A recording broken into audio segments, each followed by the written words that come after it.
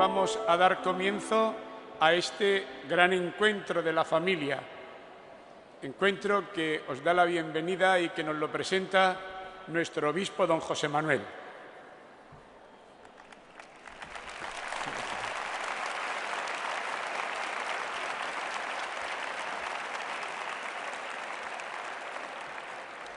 Muy buenas tardes a todos.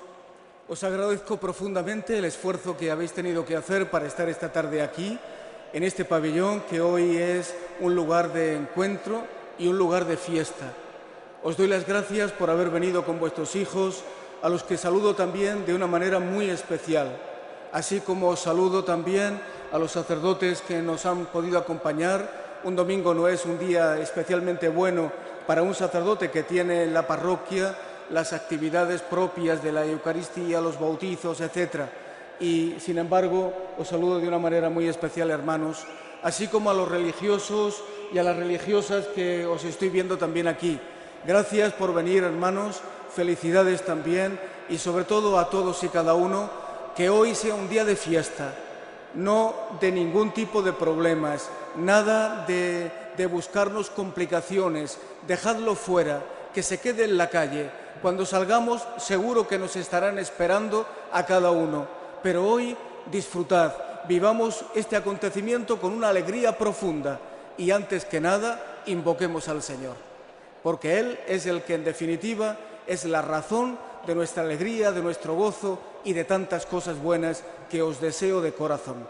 Así que con este pequeño esfuerzo de coger esta estampa que se os ha entregado, vamos a hacer una oración a Dios que la ha compuesto el Santo Padre Benedicto XVI. Y a partir del momento de la oración, cuando interioricemos también la palabra que se nos dice, comenzaremos este encuentro feliz de la familia. Ayúdanos en nuestra misión de transmitir la fe que recibimos de nuestros padres. Abre el corazón de nuestros hijos para que crezca en ellos la semilla de la fe que recibieron en el bautismo. Fortalece la fe de nuestros jóvenes para que crezcan en el conocimiento de Jesús.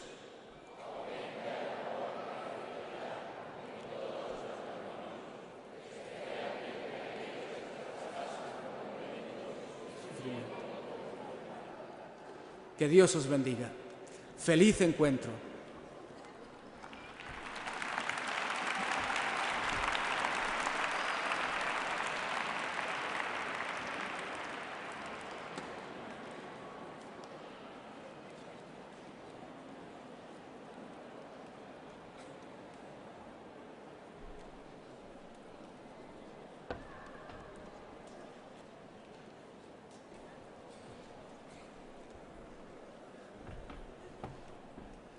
Me van a permitir que antes de nada les presente yo a quien invité para que en este día pudiera decirnos una palabra, especialmente dirigido a todo este auditorio de familias.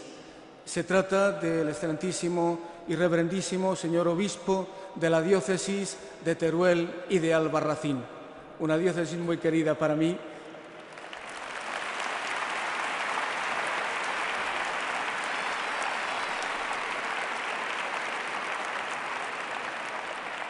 Don Carlos Escribano Subías, recientemente ordenado de obispo al servicio de aquella querida iglesia de Teruel y de Albarracín, y que le doy la bienvenida tanto a él como a su vicario general, que nos acompaña también esta tarde. Es un acontecimiento realmente feliz el que yo quería que él, como especialista en tema de matrimonio, porque sus estudios han sido en Roma, en el Pontificio Instituto Juan Pablo II de Roma, pues que fuera él el que esta tarde os dirigiera la palabra. Él el que nos hablara del centro de nuestra atención que ocupa nuestras mejores intenciones, como es que la familia no se olvide de una cosa, que es que le tiene que pasar la fe a sus hijos. Este, en definitiva, es el centro de nuestra atención. yo se lo pedí a él, a pesar de las dificultades que lógicamente tiene un obispo en una diócesis por las múltiples ocupaciones, me dijo que sí, que no había ningún problema, a pesar incluso de que cambiamos el día. Estaba programado esto para hace una semana, pero no pudo ser por las actividades que aquí se desarrollan. Y el primer domingo que vino libre después de aquel que fijamos, pues fue este. Y a pesar de todo, limpió el calendario para estar con nosotros. Y ya de paso le he hecho un recorrido por la región, de tal manera que ha visto algunos lugares emblemáticos de nuestra región en poco tiempo, en una tarde, fíjense qué poquito tiempo, lo cual me obliga a decirle delante de todos que esta es tu casa, Carlos, que esta es tu diócesis, que cuando quieras tú y tu consejo episcopal, pues cuando vengáis a descansar, si eso es posible, venís a vuestra casa. Tienes la palabra. Muchas gracias.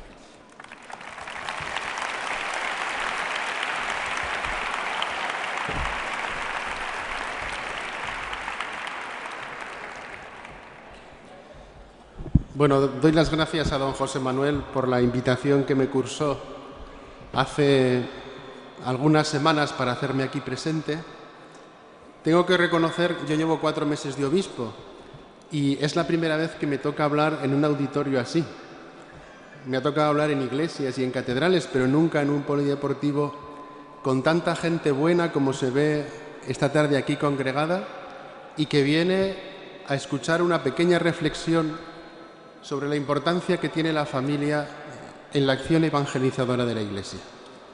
Voy a intentar no pasarme del tiempo que me han asignado y voy a intentar también no aburriros. A ver si consigo las dos cosas, que me las propongo desde el principio. Dentro de muy pocas fechas, sabéis que se va a producir la beatificación del Papa Juan Pablo II, a quien se le conoce también como el Papa de las familias. Juan Pablo II, desde el principio de su pontificado, lanzó un mensaje a la Iglesia y al mundo. Lo hizo ya en su primer viaje apostólico, cuando se reunió con los obispos latinoamericanos en Puebla. En aquel momento, él proponía una intuición que a lo largo de su pontificado se fue convirtiendo en realidad y que lo más importante de todo, yo creo que a nosotros nos ha quedado como herencia. Él decía que la evangelización del tercer milenio solo sería posible desde la familia cristiana y que la familia cristiana tenía que tomar conciencia de que esa propuesta le alcanzaba en la concreción de su propia historia. Es decir, aquello que proponía el Papa Juan Pablo II cuando iniciaba el servicio ministerial a través de lo que era ser Papa entre nosotros, quería dirigir aquella intención primera a las familias que son como las tuyas y como la que yo he tenido, como la que yo tengo. ¿Cuál era el mensaje básico que él proponía? Él decía, la familia se convierte en sujeto activo de evangelización. Pero fijaros, esta primera idea es fundamental. ¿Por qué tenéis que evangelizar? Uno podría pensar que estamos llamados a evangelizar como familia porque en un momento determinado el obispo, nuestro párroco, nuestros curas nos hacen una delegación. No es del todo cierto. La familia cristiana no evangeliza por un encargo. La familia cristiana evangeliza porque ella misma, la familia, como habéis oído muchas veces, es iglesia doméstica. ¿Eso qué significa? Que la familia cristiana es como una iglesia en pequeñito y tiene las mismas funciones que tiene la iglesia general. El ser iglesia doméstica no quiere decir que tengamos una serie de atribuciones más o menos extrañas que nos pueden convenir aplicar en un momento u otro. No. Significa que reproducimos en el seno de la misma familia todo lo que la Iglesia es. Y nos recordaba Pablo VI una cosa que es preciosa, Si la Iglesia existe, existe para evangelizar, para transmitir la fe. La familia, entonces, como iglesia doméstica, una de las cosas que nunca debe olvidar es que ella misma tiene que ser transmisora de la fe. Claro, entonces enseguida uno se pregunta, ¿y eso cómo lo podemos hacer? ¿Cómo podemos concretar en la historia el ser transmisores de la fe? Y nos situamos ante uno de los grandes retos que tiene el evangelizador en este contexto en el que estamos viviendo. Fijaros, una de las grandes pruebas que tenemos por delante es intentar suscitar lo que se llama, y lo que se llama sobre todo en general en la pastoral, pero en concreto en la pastoral familiar, lo que llamamos el sujeto cristiano. ¿Cuándo podemos decir que se ha suscitado un sujeto cristiano? El sujeto cristiano se suscita cuando a la persona que le dirigimos el mensaje reconoce a Jesucristo como su Salvador. Os pongo un ejemplo. Como decía don José Manuel, yo llevo 4 meses de obispo. Antes, pues he estado toda mi vida en una parroquia. Y en mi parroquia introdujimos lo que se llamaba la catequesis familiar. La catequesis familiar es un libro abierto por muchos motivos, pero hay uno que es profundamente aleccionador. En la catequesis familiar, todas las semanas o cada 15 días te juntabas con los padres, que eran los catequistas de los niños, a la vez que lo era también la comunidad. Y cuando tú hacías un encuentro con los padres, les decías, tener en cuenta que Jesucristo es nuestro Salvador. Y en una metodología normal de catequesis tú empiezas por el Antiguo Testamento, empiezas por los profetas, por el pecado original, y al final esa ruptura tiene que ser restaurada. ¿Cómo se restaura? Con la acción de Jesucristo. Es decir, Jesús viene a salvarnos. La cara de muchas personas que estaban en nuestro entorno, que estaban en la catequesis, te miraban así, como extrañados, diciendo, ¿y a mí? Lo digo en bajito para que... ¿Y a mí ese Señor de qué me tendrá que salvar? ¿Eso qué quiere decir? Que aquellas personas no habían descubierto íntegramente lo que significaba la fuerza de Jesús que nos salva, porque no necesitaban ser salvadas. Y eso nosotros como familia cristiana, en este contexto cultural, nos lo podemos encontrar en el entorno social y a veces, por desgracia, también en el entorno familiar e incluso en nuestros propios hijos. ¿Qué es lo que ocurre? Que habitualmente nosotros hacemos una propuesta en la que directamente proporcionamos una respuesta. Evangelizamos como fuimos evangelizados. Y proponemos a Jesucristo como el que da sentido a nuestra existencia, que al final hay que hacer eso. Lo que está claro es que en ocasiones hay que definir un elemento previo. Yo no puedo ofrecerte una respuesta si previamente no he conseguido suscitar en ti una pregunta. Porque si no hacemos una pastoral en la que nos movemos en distintos planos, yo estoy constantemente proponiéndote algo, te ofrezco la salvación, pero al final si tú no necesitas ser salvado, no acogerás mi mensaje. ¿Qué es lo que tiene que hacer el evangelizador hoy y la familia cristiana hoy? Reproducir en lo que es su acción evangelizadora el episodio de Emaús. ¿Os acordáis de Emaús? En el camino de Emaús, Jesús, que se encuentra con aquellos 2 hombres, ve que tienen una gran dureza de corazón. En el fondo es como si no entendiesen gran cosa. Han ocurrido grandes acontecimientos, etcétera, pero no saben bien lo que ha pasado. Y Jesús, nos dice San Lucas, no les pega un golpe y dice, ve, sois un desastre, mira, iros por ahí y se acabó el asunto, no. Sino que nos dirá el evangelista, lo que Jesús hace es empezar a explicarles esas escrituras desde el principio. Es decir, no da nada por supuesto. Empieza a caminar con ellos. Y empieza a caminar con ellos para suscitar en ellos un interrogante al que al final les ofrecerá una respuesta. Daos cuenta, queridos amigos, que eso para nosotros supone un reto muy grande. Porque la acción del evangelizador en este contexto de la historia donde estamos nosotros viviendo hoy supone un doble esfuerzo, y es un esfuerzo mayor del que ha podido haber en otros momentos de la historia. Supone un esfuerzo, en primer lugar, en el que nosotros tenemos que ser capaces de caminar con la gente que está a nuestro lado para que ellos mismos se interroguen sobre las preguntas fundamentales, que en el fondo no es otra que la pregunta sobre la propia felicidad, sobre la realidad de su proyecto de vida.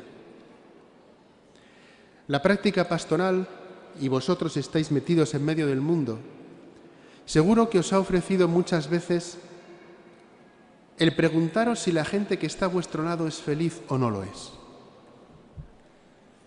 Yo tengo la convicción que la gente que está a nuestro lado es feliz. Pero ¿sabéis qué ocurre? Que es mucho menos feliz de lo que podría serlo. Mucho menos. Muchas veces se conforman con una felicidad un tanto chata, con un horizonte reducido. ¿Y qué es lo que viene a dar la fe? La apertura de ese horizonte. Por eso nosotros caminamos con ellos para que se interroguen sobre su propia vida, para que vean si realmente la construcción de su proyecto de vida, de su familia, es concorde a aquella propuesta que Dios tenía pensada para ellos. Pero claro, enseguida se entiende que si yo soy capaz de caminar a tu lado para que te formules la pregunta, en el momento en que yo quiera sugerirte la respuesta, esa respuesta exige de mí el testimonio. ¿De qué serviría que tú te formulases la pregunta sobre el sentido de tu matrimonio, de tu familia, de tu vida, de tu felicidad? Y cuando ya he conseguido arrancarte esa pregunta, yo te dijese, mira, mi respuesta es esta. Y aquella familia se queda mirándome y me dice, ¿esta es tu respuesta? No la compro. Tú eres tan desgraciado como yo. Tú realmente me haces una propuesta que tú no la vives. ¿De qué me sirve?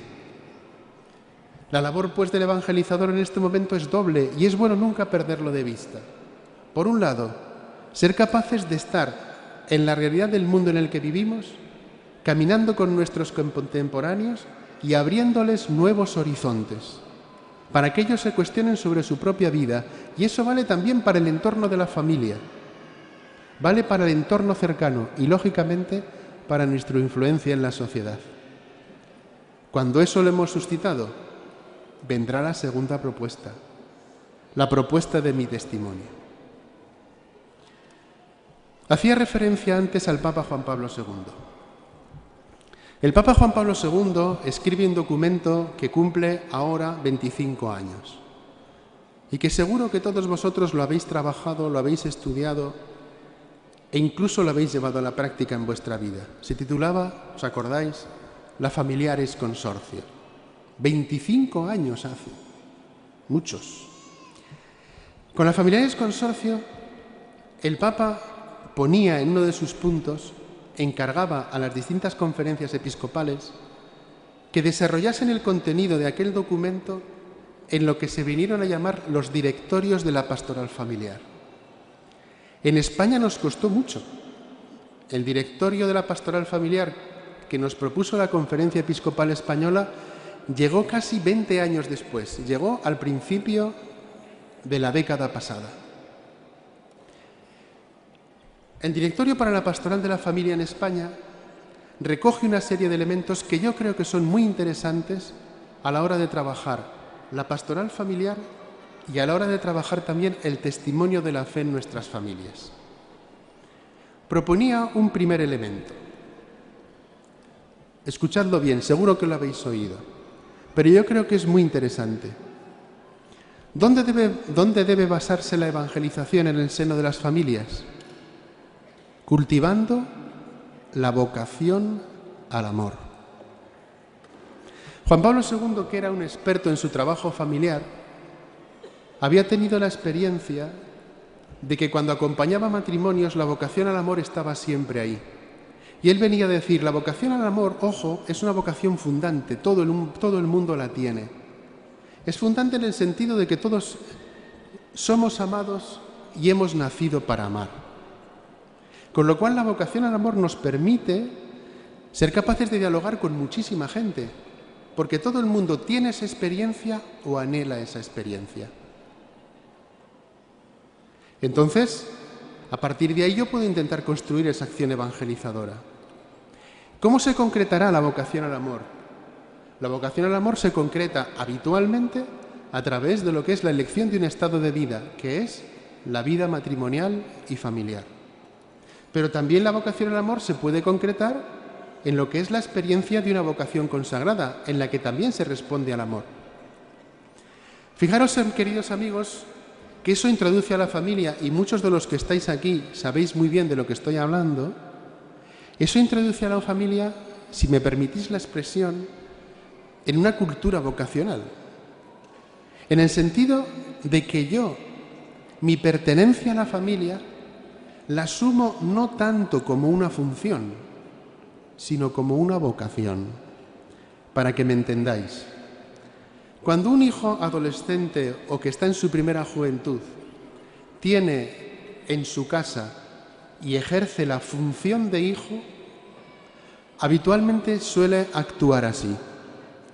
Llega a casa a altas horas de la madrugada, abre la nevera, la vacía y la cierra, y toda la ropa sucia que tiene y que ha usado, etcétera, etcétera, la deja metida en la lavadora. Ejerce la función de hijo, pero esa función muchas veces le hace estar en casa sencillamente como un ser que no tiene nada que ver con los demás. Y por supuesto, su experiencia de hijo no le relaciona en último término con Dios. El hecho de vivir la realidad de mi pertenencia en la familia como una vocación cambia mi perspectiva. Y yo me introduzco en aquello que realmente descubro que me puede hacer feliz a mí y feliz a los que están conmigo. Solo una pequeña nota respecto al directorio, una última nota. El directorio nos dirá que es muy importante que a la hora de construir la pastoral familiar, y esto es muy importante también para la vida de las familias y para la acción evangelizadora de las familias, hay un objetivo que no hay que olvidar. ¿Cuál es ese objetivo? El objetivo de la pastoral familiar, de toda la pastoral, mentando el capítulo 10 de San Juan, el objetivo de toda la pastoral, pero específicamente de la pastoral familiar, es que tengamos vida y vida en abundancia. Pensadlo, queridas familias, por un momento. Si el objetivo de mi familia es que tengamos vida y vida en abundancia, eso marca indudablemente la experiencia de nuestra convivencia. Tener vida en abundancia significa, en último término, que todos los miembros de casa debemos buscar la plenitud de vida y que debemos procurárnosla mutuamente. Buscar la plenitud de vida, de alguna manera, va condicionando las cosas que hacemos y todo lo que somos. En el fondo, uno de los elementos que se convierten en camino de la espiritualidad conyugal viene marcado por un simple silogismo, que yo creo que es muy interesante.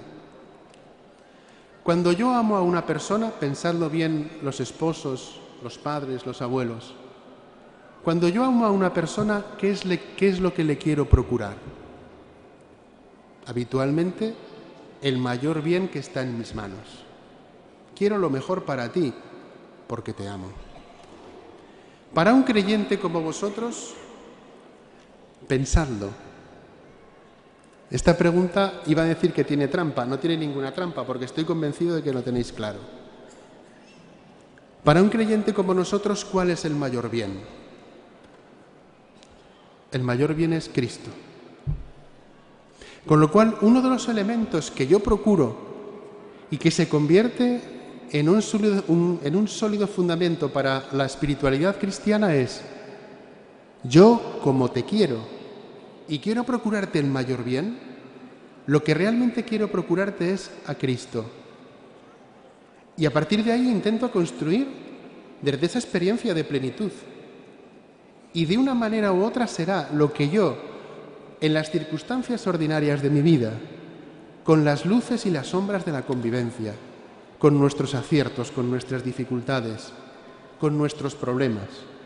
Con todo eso, lo que yo quiero realmente es favorecer el hecho de que tú puedas ser alguien pleno, la plenitud de vida.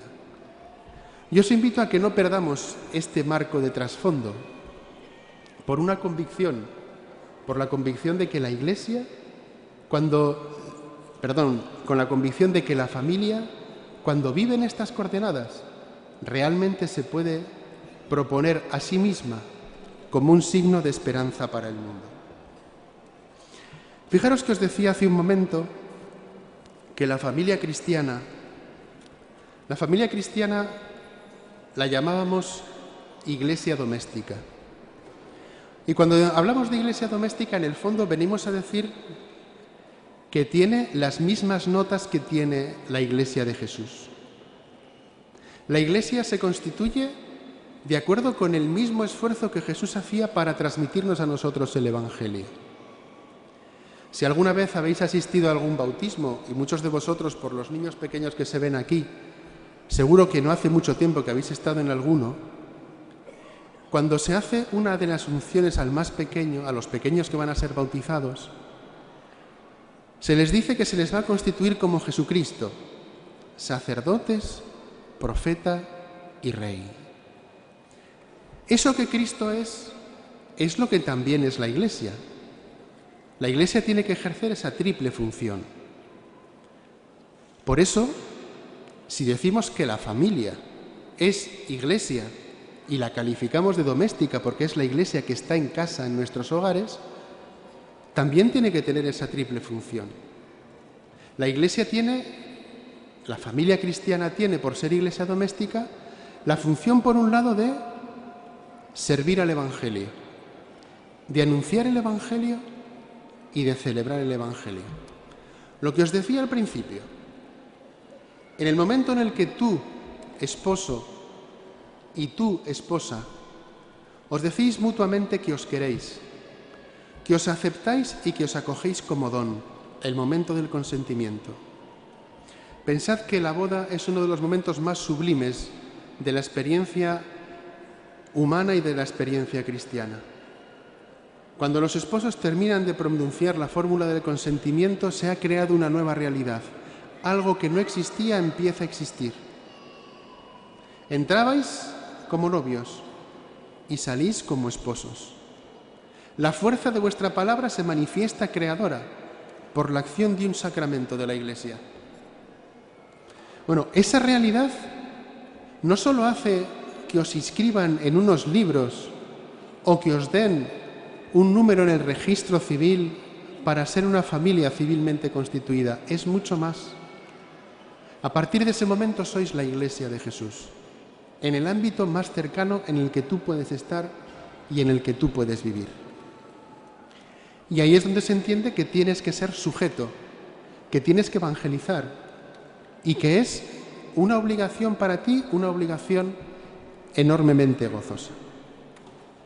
Voy a recuperar unas palabras que oímos al Papa Benedicto XVI muy cerca de aquí, o muy lejos, no sé para los murcianos, si está muy cerca o muy lejos, que las oímos en Valencia, cuando vino el Papa al V Encuentro Mundial de las Familias. Decía él respecto a la evangelización por parte de los padres: la familia cristiana transmite la fe cuando hacen, esto lo digo yo, lo que vosotros sabéis hacer. Y decía el Papa, cuando los padres enseñan a sus hijos a rezar y rezan con ellos, cuando los acercan a los sacramentos y los introducen en la vida de la Iglesia, cuando todos se reúnen para leer la Biblia, iluminando la vida familiar a la luz de la fe y alabando a Dios como Padre. Cuando decimos que la familia tiene que evangelizar, un primer ámbito de evangelización es el mismo seno familiar. Cuando eso se va consolidando, la familia está en disposición de evangelizar más allá del seno familiar. Pero el mismo cuidado de la vida familiar en sí mismo se convierte ya en un signo de esperanza, como os decía, para el mundo en el que estamos. Cuando la familia es fiel al Evangelio y lo vive con radicalidad, se convierte en testimonio, se convierte en propuesta para la realidad social a la que dirigimos nuestro mensaje. ¿Cómo puedo evangelizar yo en la familia? Pensadlo bien. Yo estoy seguro que la mayoría de los que estáis aquí lo podríais decir mucho mejor de lo que yo os lo voy a decir. Yo me voy a permitir recordaros algunos aspectos que seguro que todos tenéis en mente. Un primer elemento importante que la familia, en la medida de lo posible, tiene que vivir en común es la celebración de la Eucaristía. Y la celebración de la Eucaristía, además, es un momento propicio, no solo porque nos sentimos convocados a participar juntos en el sacrificio redentor de Cristo. El sacramento de la Eucaristía es un sacramento profundamente matrimonial y profundamente conyugal. ¿Qué es lo que hace Cristo en la Eucaristía? Dar la vida por nosotros. Los esposos, los hijos, los padres. ¿Qué hacéis vosotros en el seno de vuestra familia? Dar la vida los unos por los otros. Y a lo mejor no lo decís de una manera espectacular. Y a lo mejor estáis dando la vida mutuamente los unos por los otros, incluso desde el sufrimiento y desde la dificultad. Pero cuando uno se mete en esas coordenadas, descubre que esa realidad da sentido a su vida. Por eso la familia cristiana se nutre de la Eucaristía. Y por eso es tan importante que nuestros niños desde pequeños aprendan a valorar con sus padres de una manera absolutamente natural lo que significa participar juntos en la celebración dominical. Si no podemos participar juntos, bueno, pues cuando los hijos van creciendo, pues intentar buscar fórmulas para que nunca dejen la misa del domingo. Es el gran sacramento que alimenta la vida cristiana, la vida de la Iglesia y por lo tanto también la vida de la Iglesia doméstica, que es la familia. Otro sacramento fundamental que es bueno no olvidar, el sacramento del perdón, de la reconciliación. En el fondo, ¿por qué? En el fondo porque la perspectiva del perdón y de la reconciliación nos abre a una perspectiva de ser misericordiosos. Si yo nunca recibo el sacramento de la misericordia, qué difícil será que en mi entorno familiar yo muestre ese rostro que es propio de la vida en el seno de nuestros hogares. Yo tengo que ser expresión de esa misericordia y tengo que serlo especialmente en los momentos de la convivencia familiar, donde pueden producirse pequeños roces, pero que si tenemos la capacidad de solventarlos en el momento adecuado, son eso, pequeños roces. Queridos amigos, todos sabemos el contexto cultural en el que vivimos. El perdón y la misericordia se convierten en este momento, en la cultura en la que estamos y en la sociedad en la que vivimos, en un signo que puede hacer que mucha gente descubra nuevos horizontes. Yo os animo a que en el seno de vuestros hogares no la dejéis nunca de lado, porque os ayudará a solucionar muchas cuestiones y a la vez a ser evangelizadores en este contexto en el que vivimos. Y un tercer elemento muy importante, la oración familiar. Lo que hicimos desde pequeños, pero lo que constatamos, especialmente cuando estamos en la pastoral directa, que se ha perdido en el seno de nuestras familias. Muchas de vuestras familias que estáis aquí, yo sé que rezáis y que acompañáis a vuestros hijos. Pero en nuestro entorno social, incluso dentro del seno de la Iglesia, una de las mayores dificultades es que las familias no saben acompañar a sus hijos en la oración. Y la oración familiar es fundamental. Los miembros de la familia, por ser miembros de la Iglesia doméstica, tienen que cuidar 4 aspectos de la oración. El primero, la oración personal, la que me pone en comunicación íntima con Jesús. Debo cuidar también y buscar fórmulas y ser audaz para cuidar la oración conyugal. Tenemos que rezar juntos porque somos una sola carne. Y tenemos que poner muchas cosas ante Dios juntos, no lo olvidéis nunca. Cada uno por separado, pero también tenéis que sacar espacios para la oración matrimonial, para reavivar el consentimiento, para actualizar lo que significa el sacramento del matrimonio, para reavivar vuestro amor.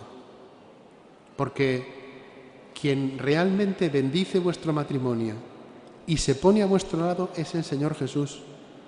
Y para un matrimonio cristiano eso es ineludible, es inexcusable. Si nunca nos ponemos en contactos con Él, realmente nos será muy difícil ser fieles a aquella propuesta que el Señor nos hace. Otro elemento fundamental, lógicamente, es la oración familiar. La oración familiar, que lo bueno que tiene es que, entre comillas, es un ser vivo. La oración familiar va evolucionando a lo largo de los años. No es lo mismo cuando una familia tiene un niño pequeño que cuando una familia va teniendo hijos más mayores. La oración es distinta. Pero tenéis que ser audaces a la hora de conseguir elementos que hagan que todos los miembros de la familia puedan rezar juntos. ¿Qué es lo que da la audacia? El amor. ¿Qué es lo que da la audacia? La búsqueda de la plenitud de vida, que es el distintivo que yo quiero proponerte. Quiero lo mejor para ti, porque te quiero. ¿Y qué mejor puedo hacer contigo y ofrecerte, especialmente a los hijos, que enseñarte a rezar y hablar con ese Padre Dios que nos ama y que está siempre a nuestro lado? La oración familiar, pues, es fundamental. ¿Quiénes son los maestros de oración? Recuerda la Familiares Consorcio. Los maestros de oración sois los padres. Los padres. ¿Queréis transmitir el Evangelio en este contexto cultural? Pues os lo digo sin ningún sonrojo. Rezad con vuestros hijos. Cuando el Papa Juan Pablo II, yo lo escuché de viva voz en el año 94, convocó el primer encuentro mundial de las familias, el de Valencia fue el quinto. En aquel encuentro, yo recuerdo, tuve la oportunidad de verlo, estaba yo entonces estudiando en Roma. Se presentó allí en la plaza de San Pedro. Junto a él vino la Madre Teresa de Calcuta. Allí estaban los dos. En aquel momento él hizo una propuesta que habéis oído muchas veces. Y le decía a la familia, familia, sé tú misma. Sé tú misma. ¿Qué quiere decir, familia, sé tú misma?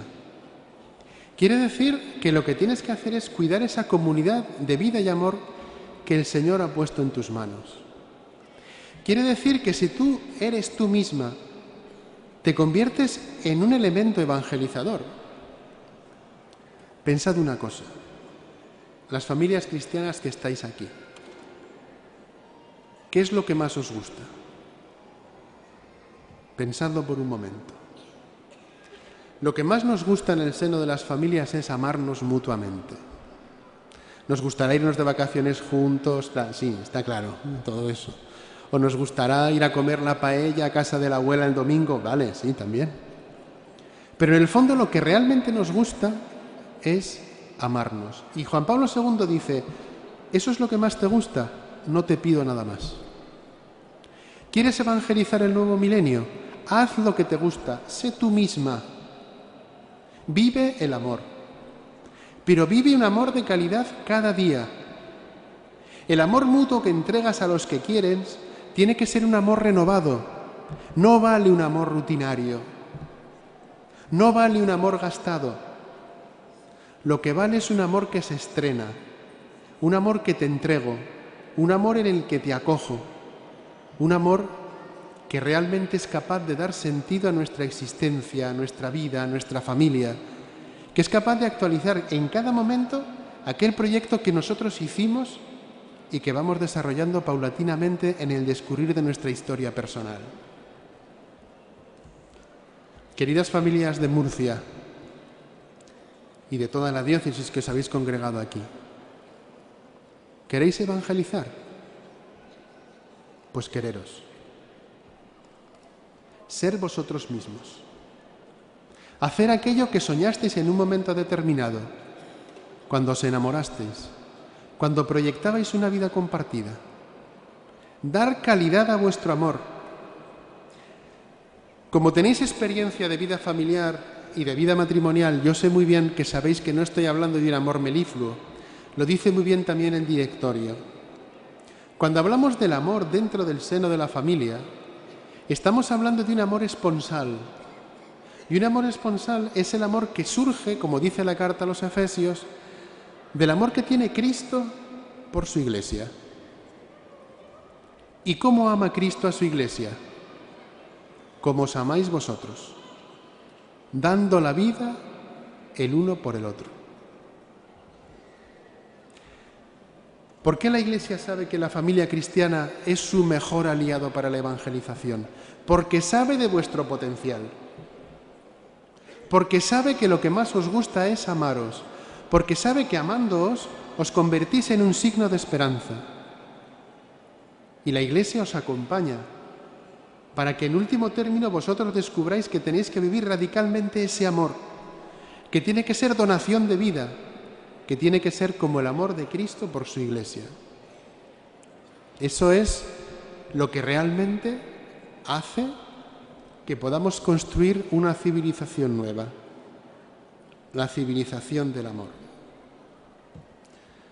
Si os quedarais con esta idea de esta tarde, esta que os voy a decir a continuación, yo me conformaría. Uno de los elementos que distinguen a la familia cristiana es la capacidad de poder decirnos mutuamente que ojalá seas capaz de descubrir en cómo yo te quiero, cómo te ama Dios. Pensadlo. Y meteros el virus dentro. Porque eso supone realmente una exigencia muy fuerte en lo que es la experiencia de darnos mutuamente el uno por el otro. 2 apuntes más. Cuando yo cuido realmente el seno de mi familia, cuando transmito el Evangelio en el seno de la misma, cuando aplico esos elementos que yo os ofrecía, la familia está en disposición de dar un paso más. Muchos de vosotros ya vivís esa praxis. Muchos sois catequistas. Muchos vivís intensamente lo que es la llamada que el Señor os ha hecho. El propio Juan Pablo II, el Directorio para la Pastoral de la Familia en España, introducen algunos conceptos que es bueno no olvidar. Uno de ellos es ¿cómo puedo yo organizar el anuncio para la vida familiar y matrimonial? Y ellos dirán, pensad por un momento la estructura que tenemos en la cabeza. Cuando yo quiero anunciar el matrimonio, me refiero exclusivamente a los cursillos prematrimoniales, que están bien, son necesarios, pero dirán insuficientes. La experiencia sí nos lo dice. Muchos de vosotros seguro que sois catequistas de cursillos prematrimoniales. Y decimos, los novios vienen que no sabemos qué les podemos decir. Y al final podemos conformarnos con hacerles una propuesta sociológica para que se queden con una buena impresión de la Iglesia. Bien, pero insuficiente. ¿Por qué? Porque tenemos el gran mensaje para transmitirles. Habitualmente en la Iglesia vivimos un poco acomplejados. La gente dice, los católicos somos una panda de gente rancia, que vivimos con mucha frustración lo que significa la vocación al amor. ¿Vosotros la vivís con frustración? No. El cristiano no vive con frustración su vocación al amor. Los cristianos realmente son los que pueden dar testimonio, porque viven con esperanza. La Iglesia, cuando digo la Iglesia me refiero a tu familia, la Iglesia doméstica, tiene mucho que decir al mundo de hoy. Mucho. Muchas cosas que decir. Y muchas cosas buenas. Por eso, cuando se intenta sistematizar esa acción pastoral, se dice, no basta con la preparación inmediata. Es necesario hacer también una preparación remota y una preparación próxima. Es decir, para poder aprender a vivir amando, desde que uno es pequeño es bueno que se nos recuerde cómo hay que vivir amando. Y ahí es donde la familia vuelve a tener un papel relevante, con una coordinación estrecha y sistemática que hay que preparar muy bien con la vida de las parroquias, con la vida de delegación de familia y con la vida de todos los agentes de pastoral. ¿Quién es agente de pastoral? ¿El de los cursillos de novios? No. Eso está condenado al fracaso. Los agentes de pastoral familiar son los catequistas de primera comunión, son los que hacen la acogida de los bautismos, son los catequistas de confirmación, son lógicamente los que dan el cursillo de novios, son los agentes de la pastoral de la salud. ¿Por qué? Porque en todos esos ámbitos está la familia, está tu familia. Está tu familia que en un momento determinado acercas a un niño a bautizar o tienes al abuelo enfermo. Está tu familia porque tú puedes aportar mucho coordinándote con otros agentes de pastoral para que se descubra el gran tesoro que tiene la Iglesia. Bueno, podría deciros muchas más cosas, pero el tiempo ya se acaba. En fin, yo os agradezco esta oportunidad que he tenido de poder compartir esta tarde con vosotros. Ha sido un momento gozoso. Y lo que os he dicho durante estas palabras, yo os animo a que viváis intensamente esa vocación que Dios os regaló. Os regaló una vocación al amor, que la habéis concretado en vuestra familia, en la gente a la que queréis, que os está haciendo felices y que os puede hacer aún más felices. Compartidlo con vuestros hijos, con la gente de vuestro entorno. No es una opción. No estoy hablando de que uno se puede hacer un lindo propósito cuaresmal para evangelizar. Voy a hacer mías las palabras de San Pablo. Acordaros, lo sabéis bien. Ay de mí si no evangelizare. Soy iglesia doméstica. Ay de mí si no transmito el Evangelio. Lo más hermoso es que la familia cristiana puede transmitirlo haciendo lo que le gusta. Por eso lo que os he dicho ya a lo largo de esta intervención, lo que tenéis que hacer es sencillamente amaros, como Jesús nos amó, para convertiros en un signo de esperanza ante el mundo y para de esa manera transmitir el Evangelio a los vuestros y a toda la sociedad. Pues muchas gracias.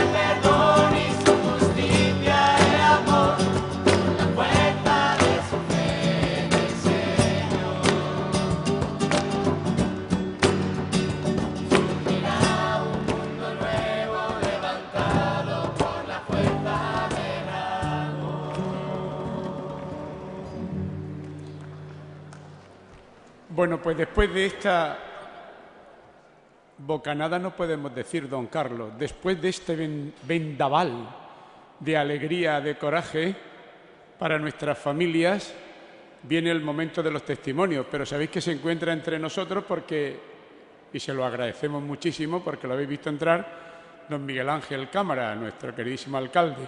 Pues a él le dejamos el micrófono. Miguel Ángel.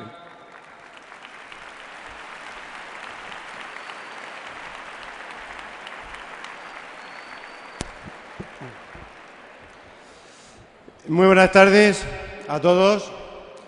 Estimado, querido y apreciado don José Manuel, nuestro obispo, don Carlos, obispo de Teruel Albarracín, también bienvenido a Murcia, su tierra y su casa, como decía don José Manuel, unos sacerdotes, religiosas, amigas y amigos.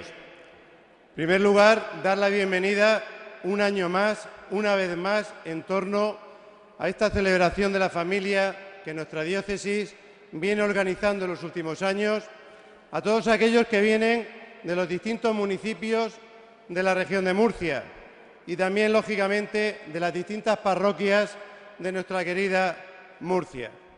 Y esta es una tarde de alegría, de felicidad y de mostrarnos la verdadera cara y la realidad de nuestra tierra murciana.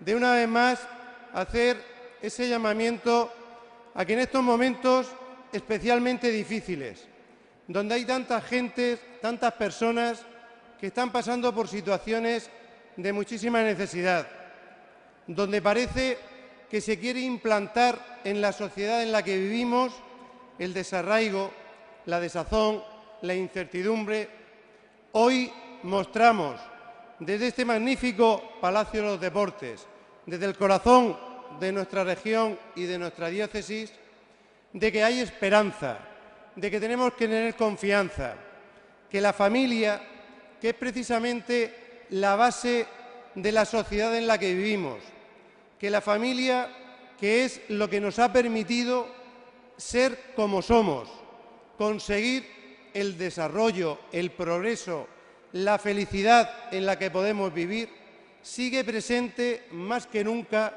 y con más necesidad que nunca de estar apoyada, de estar acogida y de estar impulsada.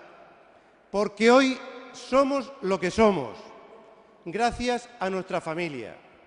Y vivimos en unos tiempos donde muy pronto empezaremos a celebrar, pues esa semana grande que llevamos dentro del corazón todos los murcianos, nuestra Semana Santa. Y vamos a ver en torno a las procesiones lo que significa la transmisión de nuestra fe, de las creencias, precisamente en torno a la familia. Abuelos, en algunos casos bisabuelos, padres, hijos y nietos, vistiendo las mismas túnicas. ¿Y por qué las visten? ¿Y por qué procesionan? ¿Y por qué mantienen viva esa señal de identidad? Porque nos la transmiten, porque nuestros abuelos y nuestros padres nos enseñan y nos llevan de la mano para que les acompañemos en esa inmensa catequesis que significan nuestras procesiones y nuestra Semana Santa. Y al igual que en eso nos han estado enseñando a lo largo de los años en hacernos buenas gentes, buenas personas, en saber discernir el bien del mal, el intentar ayudar a los demás, el intentar vivir desde la felicidad. Pero además, como decía, en estos tiempos de dificultad, de nuevo, una vez más, la familia es la que está amortiguando tanto y tanto golpe que está sufriendo la sociedad y las personas. Los abuelos amparando a los hijos y a los nietos, los padres ayudando a los hijos en los momentos de dificultad. Y esa es la grandeza de la familia. Por mucho que se intenten destruirla, por muchos embates en los cuales nos quieran decir que esto es anticuado o que esto no se lleva, o que quieran diferenciar nuestra fe, nuestras creencias de nuestra vida. Eso que dicen la vida civil o la vida privada, o la vida pública y la privada. Yo solamente entiendo que hay una vida, que es la vida de las personas. Las personas somos unos únicos en todo lo que hacemos. Y no tenemos ni que avergonzarnos, ni que recluirnos, ni de diferenciar. Tenemos que seguir esperanzados en que la familia, que es la que ha permitido el que podamos progresar y ver el futuro con más optimismo y más confianza, es y sigue siendo el lugar en el que, con esa transmisión de nuestra fe, de nuestra historia, de nuestras creencias, nos permita ganar el futuro con esperanza y confianza. Por eso, en el día de hoy, y decía don José Manuel al principio, que es un día festivo, es un día alegre, es un día y una tarde bulliciosa, donde vemos desde los más pequeños, desde los que prácticamente están recién nacidos, los otros corriendo. Es decir, ese bullicio que es la vida en la familia, no nos la van a quitar, la tendremos que seguir impulsando y la tendremos que seguir defendiendo.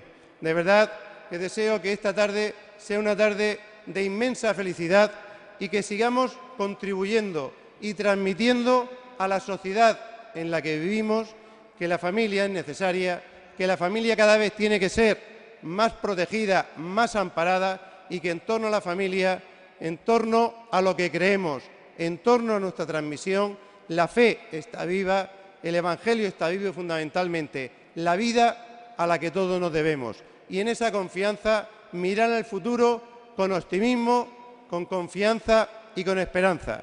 Las dificultades son muchas, pero siempre, con la ayuda de Dios, sabremos superarlas. Que Dios nos bendiga y que nos ayude a seguir en este camino. Muchas gracias.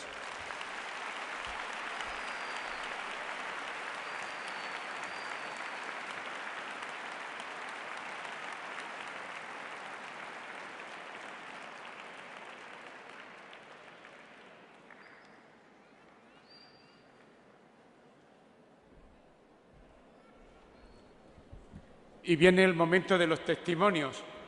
Los testimonios no necesitan presentación. El propio testimonio será suficiente para su presentación. Ángel, Loli y su familia, os damos la palabra.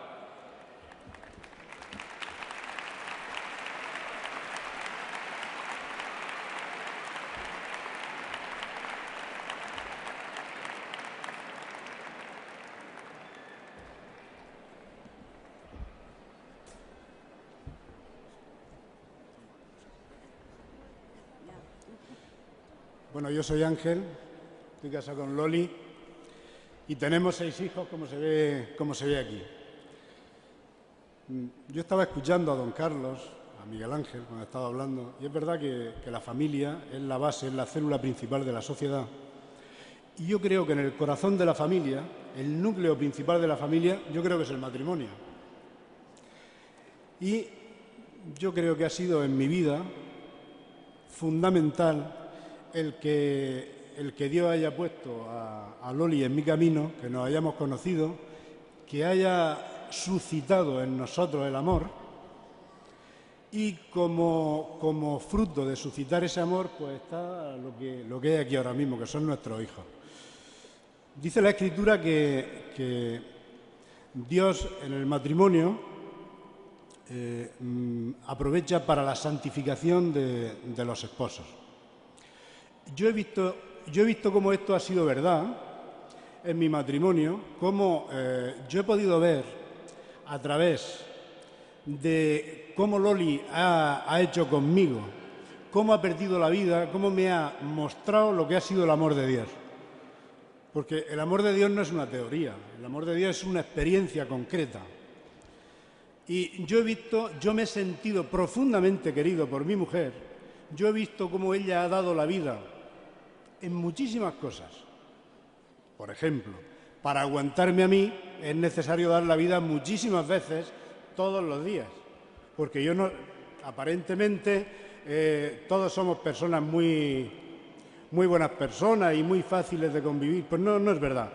En el interior luego es muy difícil convivir con una persona y perdonarla y soportarla con todas las tonterías que se hacen y que se dicen. Yo me he sentido profundamente querido por Loli. Yo he visto cómo ella ha sido capaz, yo he visto en ella, de manifestar el amor de Dios, de cómo ella se ha creído la palabra, que nosotros descubrimos a Jesucristo como una palabra viva en nuestra vida que nos la cambió. Yo venía de ser una persona que intentaba ser feliz, como decía don Carlos, por todos los medios, y no lograba ser feliz. Dios hizo que me encontrara con Loli, que fundáramos una familia, que nos casáramos y conocimos el camino neocatecumenal a través del cual hemos descubierto la palabra, la oración, la Eucaristía, y ha sido fundamental en nuestra vida. Os decía antes, quería hacer este inciso, porque de bien nacido ser agradecido, y así ha sido como hemos descubierto nosotros el amor inmenso que Dios nos tiene en la Iglesia. Os comentaba que yo he visto cómo Loli ha manifestado el amor de Dios, sacrificándose muchas veces, sino dando su vida, arriesgando su vida desde la maternidad. Cada hijo de los que nosotros tenemos, y tenemos 6, ha sido una victoria del Señor enorme. Los 4 primeros vinieron con 4 cesáreas a vida o muerte. En los 4 yo he visto como Loli se ha fiado del Señor, antepuesto lo que el Señor veía que le pedía, de estar abierto a la vida y de hacer su voluntad por encima de ella misma. Yo me he sentido querido profundamente, respetado profundamente por mi mujer.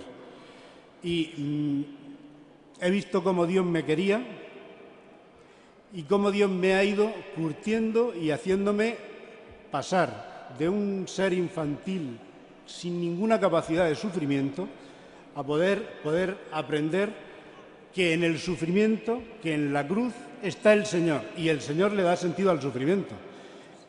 Con todos nuestros hijos yo he visto cómo ha sido una victoria del Señor, y la última victoria del Señor, dejo estas cosas porque Loli ahora querrá decir algo, y que ella cuente todo esto, la última victoria del Señor y la última gracia enorme que el Señor nos ha hecho ha sido con nuestros pequeños, que son el regalo más grande que Dios nos ha podido hacer. Y bueno, no me voy a extender más porque simplemente deciros estas cosas y bueno, que Loli y luego mi hijo mayor os digan alguna cosa más. Deciros que ha sido fundamental el poder descubrir la palabra, el poder rezar, como decía Carlos, con nuestros hijos desde pequeños. Mis hijos han aprendido desde pequeños a hablar con la oración, a rezar todas las noches con ellos, a transmitirles la fe como algo fundamental y ver cómo esta acción de Dios en su vida, ya luego Ángel lo dirá o Israel, como ellos quieran, ha actuado y han descubierto la vocación. Y la vocación, que yo veo que Dios me llama y que nos llama a todos, es a ser felices, a vivir, a experimentar este amor de este encuentro personal con Jesucristo, que eso es la fe, no es ninguna teoría. Encontrarte con Jesucristo que realmente llena el corazón, las ansias de felicidad de la persona, el único que la llena es Jesucristo. Y ya dejo de hablar a Loli, si no me voy a...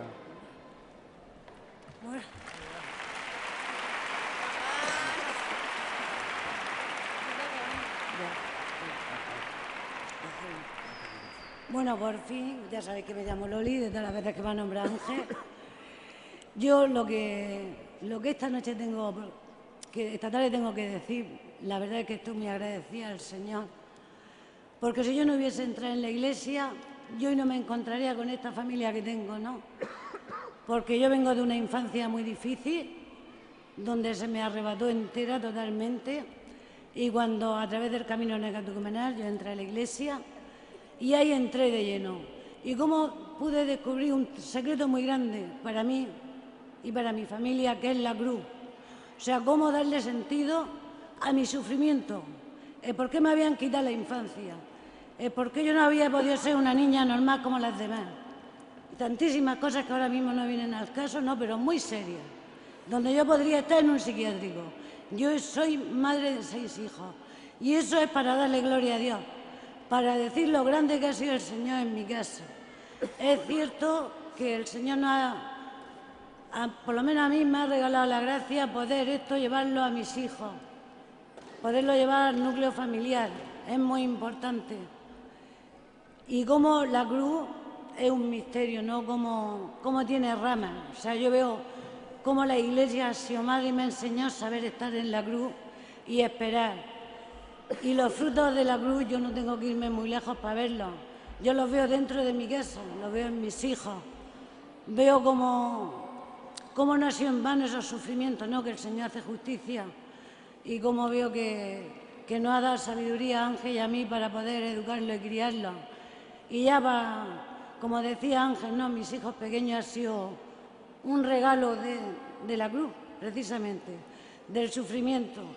Es verdad que yo he estado con los mayores a vida o muerte porque soy una mujer epiléptica con una lesión cerebral por malos tratos, pero como mis hijos pequeños, el Señor me ha regalado parirlos del corazón.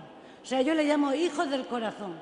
La adopción es una tramitación de papeles nada más, porque mis hijos lo ha parido mi corazón. O sea, el Señor me ha regalado eso y esto es una rama de esa cruz, de ese tronco, donde no había sentido en mi vida y hoy lo tiene porque la Iglesia nos ha dado esa sabiduría. Y aquí están con nosotros Jesús y Manuel, que hoy sin ellos no seríamos nadie.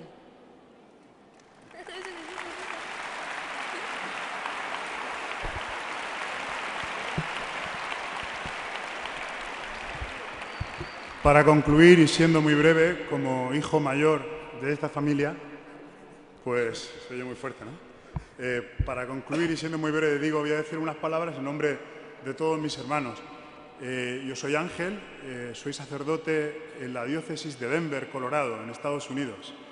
Miembro del Camino Neocatecumenal también en la parroquia de San Bartolomé, de aquí de Murcia, la quinta comunidad.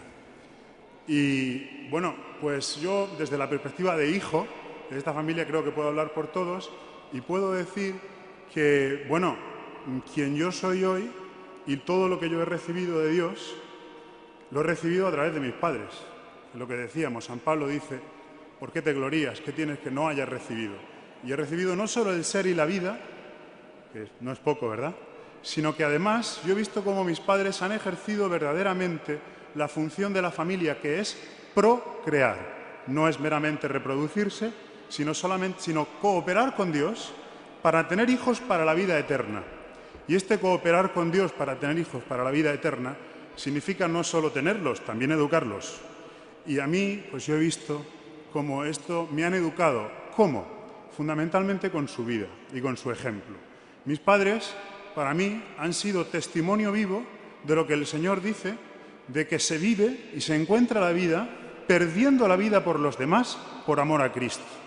Esto, como han dicho ellos ya, no voy a repetir, ha sido un testimonio vivo sin el cual a mí no me habría surgido efecto, como nos decía don Carlos, esas cosas y esas respuestas que después la Iglesia me ha dicho muchas veces. Porque esto ha sido como el fundamento de credibilidad, lo que me ha hecho creerme todo lo que otras muchas gentes me han dicho sobre nuestro Señor. Sin eso, es como la piedra angular. No habría nada. Además, yo he visto como este testimonio de mis padres vivo, como decía, donde no hay divorcio entre fe y vida, pues como a nuestro Señor. Esto de vivir para los demás implica, pues, hacerse todo con todos para ganar unos pocos, o como decía por ahí de San Pablo también, cargar con los pecados de los demás. Y esto lo han hecho mis padres también. Y yo he visto como este cargar con los pecados de otros deja heridas físicas, psicológicas y espirituales. Y estas heridas son como las heridas del Cristo crucificado y también como las heridas del Cristo resucitado que se mantienen. Y por eso yo hoy, y con esto acabo, cuando veo esta familia, cuando nos veo a nosotros, veo pobres instrumentos, gente que no vale, porque Dios elige a lo que no vale. Y veo muchas heridas también, porque veo sufrimientos y porque veo pobreza y porque me veo a mí, ¿verdad que soy así? Pero al mismo tiempo veo en cada una de estas heridas la prueba del amor de Cristo y la prueba de que Cristo vive. Y que como Cristo resucitado decía a sus discípulos, tocad, soy yo, meted vuestros dedos en mis llagas. Pues así yo hoy puedo saber que Cristo está vivo en mi familia, que esto es iglesia doméstica y que el Espíritu Santo está vivo en estas llagas, en la cruz de nuestro Señor, que nos da la vida hoy.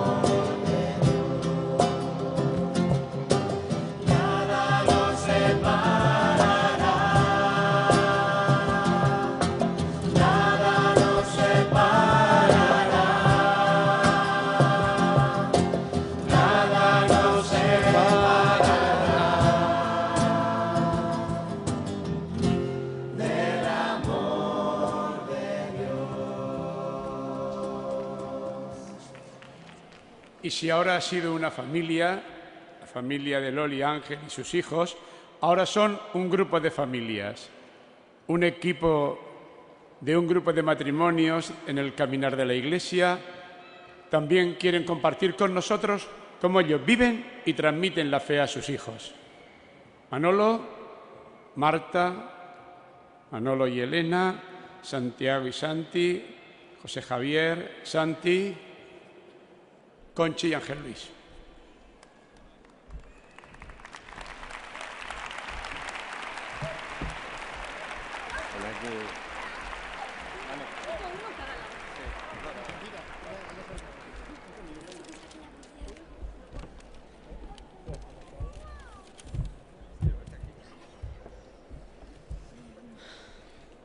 Hola. Hola, buenas tardes. Yo soy Manolo, ella es Clara y ella es Marta. Bueno, como nos han dicho que empecemos nosotros, aquí estamos. Nosotros formamos parte de un grupo formado por 5 familias y 14 niños. Y un cura, que es Paco, bueno, don Francisco Pagán. Nuestros padres se reúnen desde hace más de 11 años para orar, para hablar de Dios, bueno, y otras veces simplemente pues para pasarlo bien. Yo, cuando era pequeño, creía que toda la familia pues hacía lo mismo que yo, que iban a orar, que iban a hablar de Dios, que se reunían. Pero cuando le pregunté a mis amigos o compañeros que cuándo iban a hablar de Dios, que cuándo se iban a reunir, pues entonces noté que había algo distinto en mi familia a las otras. En mi familia, Dios es el más importante. Poco a poco me fui dando cuenta de la suerte que había tenido en haber nacido en una familia cristiana. En mi familia, mis padres pues se quieren un montón y ellos nos ayudan, nos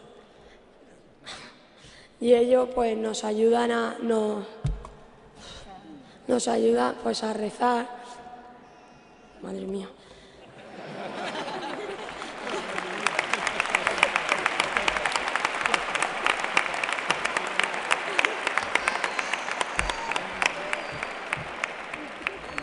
Nos enseñan a pedir perdón, pero lo que más quieren enseñarnos nuestros padres es a ser unos cristianos como Dios manda.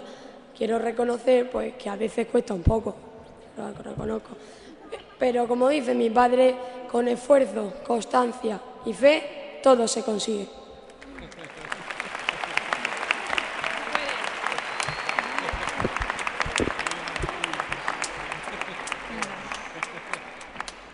La verdad es que Manolo tiene toda la razón, porque nosotros tenemos mucha suerte de que nuestras familias sean cristianas, pero no nos damos cuenta hasta que crecemos y vemos cómo son otras familias. Mis padres me enseñan muchas cosas y me educan, pero sobre todo me enseñan cómo ser una buena cristiana. Yo, en lo que más me fijo, es en la alegría que tienen mis padres, en cómo se respetan, en cómo se reúnen para rezar, en cómo se perdonan, en cómo se quieren, porque en esta alegría es donde yo veo que se manifiesta Dios.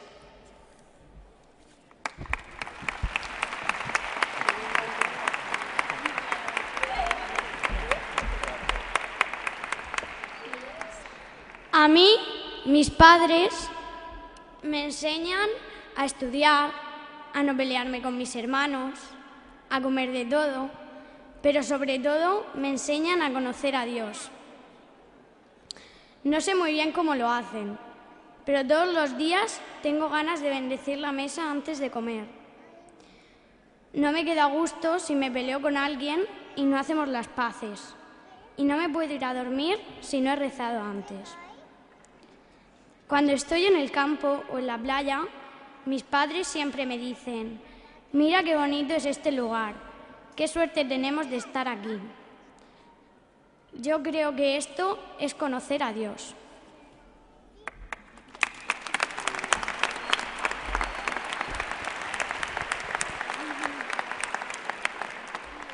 Normalmente, cuando alguien se dirige a un público, pues suele ser alguien importante, alguien famoso, alguien especial. No es mi caso, aunque pienso que aunque yo no haya hecho nada extraordinario, me siento importante y me siento afortunada, porque durante toda mi vida, a lo largo de toda mi vida, Dios ha estado presente. Esto es lo que me han transmitido mis padres y lo que yo quiero transmitir también a mis hijos. Mi familia pertenece a un equipo dentro del movimiento de equipos de Nuestra Señora. Lo componen, como ha dicho Manolo, un sacerdote y 5 matrimonios. Y ellos me enseñan a crecer como persona y a ser mejor cristiana cada día.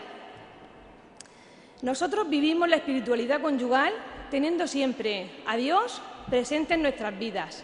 Es Dios el eje principal y el que nos marca el camino a seguir. Somos conscientes de las dificultades que la vida nos pone cada día, los problemas cotidianos en el trabajo, con la familia, y sabemos que nosotros solos no nos bastamos. Sabemos que es Dios el que está con nosotros y eso nos hace ser felices. Pero tenemos una preocupación común. ¿Cómo podemos transmitir esta fe también a nuestros hijos? Y la respuesta es muy fácil. En los pequeños actos cotidianos y diarios, los niños nos ven y la imitación es el aprendizaje más importante. Los niños nos imitan en cada cosa que hacemos y si nosotros rezamos todos los días en casa, ellos aprenderán a rezar. Si nosotros bendecimos la mesa, ellos aprenderán a bendecir. Si nosotros respetamos y ayudamos a las personas mayores, ellos aprenderán también a hacerlo. La imitación es el mejor de los aprendizajes. Y lo más importante, día a día dar gracias. Gracias por todo lo que tenemos, hasta la cosa más simple, como es el agua que sale de los grifos, el sol, tener una casa. Si nosotros damos gracias de todo esto a Dios, nuestros hijos también aprenderán a amar a los demás y amar a Dios. Es el mejor legado que le podemos dejar a nuestros hijos, el legado de la fe. Es lo más importante, que crezcan como personas y que formen familias cristianas que también puedan transmitir esta fe a sus hijos. No hay recetas mágicas para esto. El éxito está, como bien ha dicho don Carlos, en hacerlo todo con amor. Y la familia es lo más importante y es la gran esperanza de la humanidad.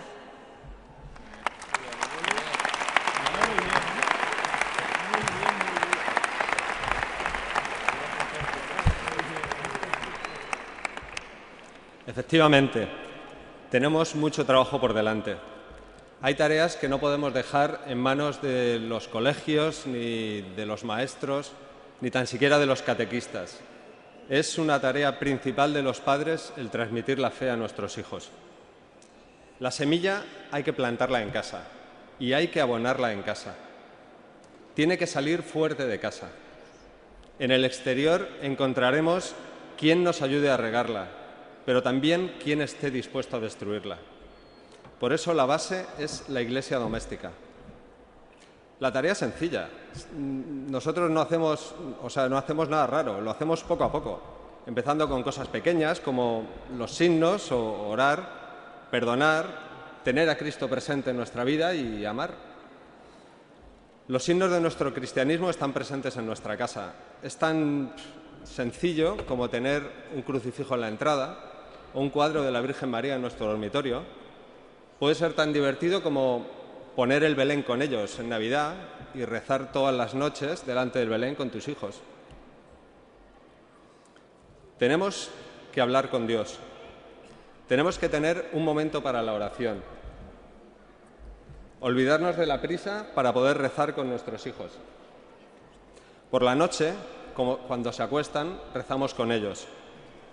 Al hacerlo les vamos creando una necesidad y esa necesidad hace que si les fallamos, ellos mismos nos lo recuerden.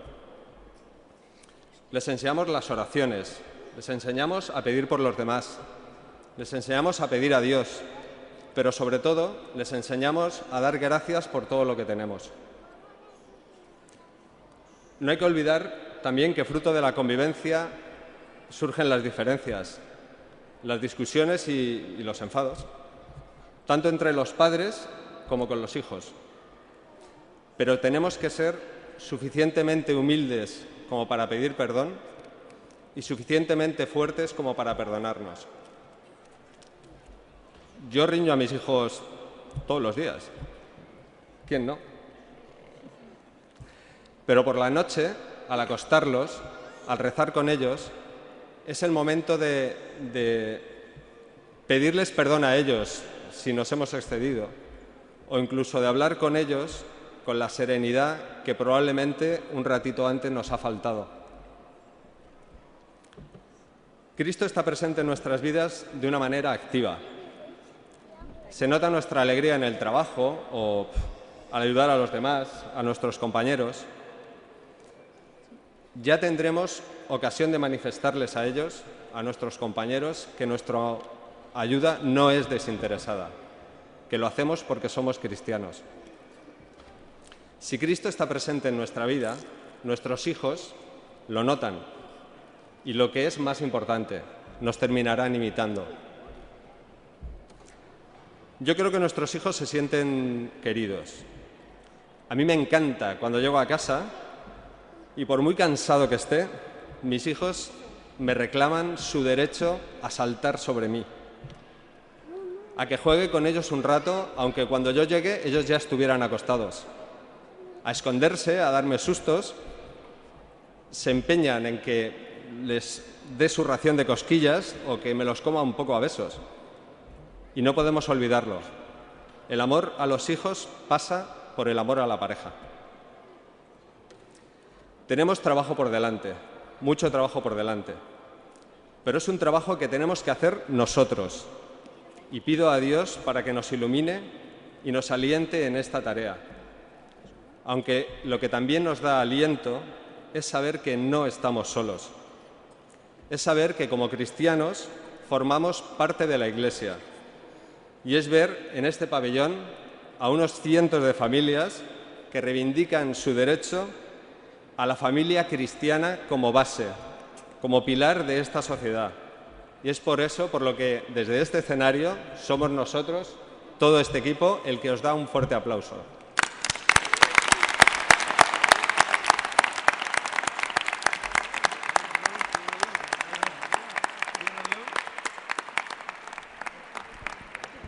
Me pedían que lo cerrara yo como cura del equipo.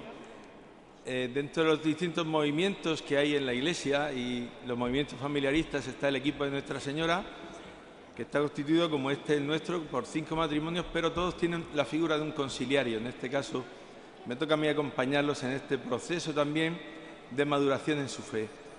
Y creo que ellos lo han dicho todo, que es lo que importa decir aquí, porque el tema es la transmisión de la fe en la familia, y ellos lo viven de esa manera. Pero hay algo importante en lo que ellos fundamentaban su testimonio, si se habéis dado cuenta, la oración. Yo creo que el cristiano, con la oración y los sacramentos, va alimentando y fortaleciendo su fe. Esa fe que luego van a transmitir a sus hijos, que son los pilares de la sociedad, y como iglesia doméstica va a comenzar a surgir y a crecer luego como núcleo dentro de la propia Iglesia universal. Por eso es importante que ellos también, como tengan un movimiento como este de los equipos, donde vayan alimentando su fe, fortaleciéndola y creciendo día a día, con la dinámica y la espiritualidad específica de este movimiento. Sus sentadas, sus tiempos de oración, sus encuentros, nuestras reuniones mensuales y todo lo que de alguna manera va ayudando a que también sigan conociendo más y mejor a Jesucristo para luego transmitirla a sus hijos. Pues ese es el testimonio que quería dar el equipo número 27 del movimiento Equipo de Nuestra Señora para todos vosotros. Ojalá todos sigamos profundizando en nuestra fe, conociendo a Jesucristo y transmitiéndola a nuestros hijos. Gracias.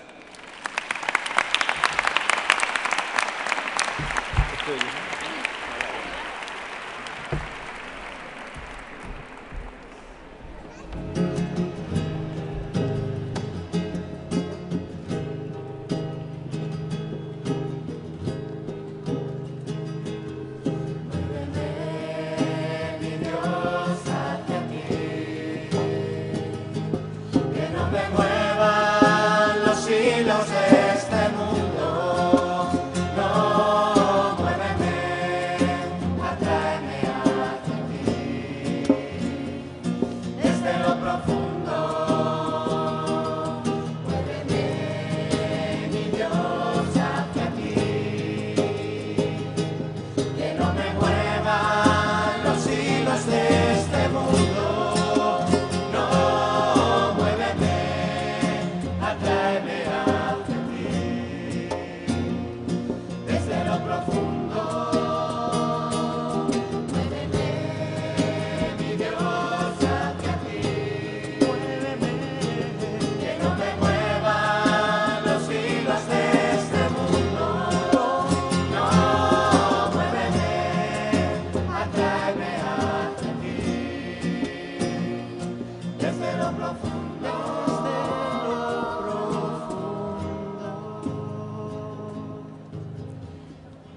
Y llegamos al último testimonio.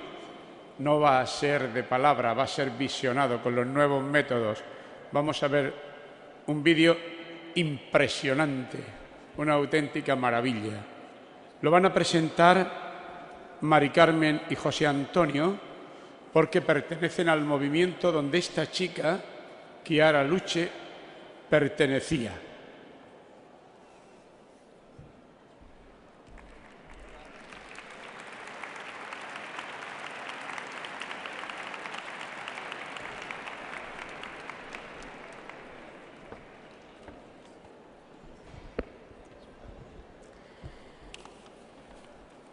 Buenas tardes a todos. Como ya habéis oído, somos José Antonio y Mari Carmen, de Familias Nuevas del Movimiento de los Focolares, que junto a varias familias de la diócesis vivimos el carisma de la unidad. Esta tarde queremos introducir brevemente un vídeo sobre Chiara Luce Badano, que fue beatificada el pasado mes de septiembre del 2010 en una ceremonia que tuvo lugar en el Santuario de la Virgen del Divino Amor en Roma. El acto estuvo presidido por el arzobispo Monseñor Ángelo Amato, prefecto de la Congregación para las Causas de los Santos. Estas imágenes que veremos nos permitirán entender la importancia de este reconocimiento al camino de santidad de Chiara Luce, una joven italiana que se nutrió del ideal de Chiara Lubich, fundadora del Movimiento de los Focolares, que para vivir una espiritualidad colectiva intentamos vivir personas de todo el mundo, de todas las edades y condiciones sociales. Para quien conozca poco sobre el itinerario de Chiara Luce Badano, hemos pensado proyectar este vídeo que tiene una duración aproximada de 22 minutos y que resume muy bien su vida y los pasos interiores que fue dando ante su dolorosa enfermedad. Esperada durante 11 años por sus padres, Chiara nació en Sassuolo, Italia, en 1971. A los 9 años conoció el movimiento de los Focolares, en el que participó activamente.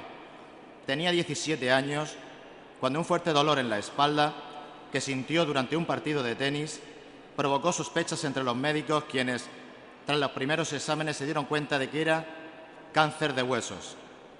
Con el tiempo, los tratamientos se hicieron cada vez más dolorosos. Chiara repetía: «Por ti, Jesús, si tú lo quieres, yo también lo quiero». Chiara falleció el 7 de octubre de 1990. Las últimas palabras que le dirigió a su madre fueron: «Sé feliz, yo lo soy». Su padre le preguntó si quería donar las córneas y ella aceptó. Como podremos ver, su historia es un mensaje de esperanza. Que la Iglesia proclame beata a esta joven de 18 años, guapa, deportista y con muchos valores humanos y espirituales, puede ser un modelo para la juventud de hoy. La iniciativa del proceso de beatificación es del entonces obispo de Acqui, Monseñor Livio Maritano, que conoció personalmente a Chiara Badano. Así explicó la motivación de la beatificación.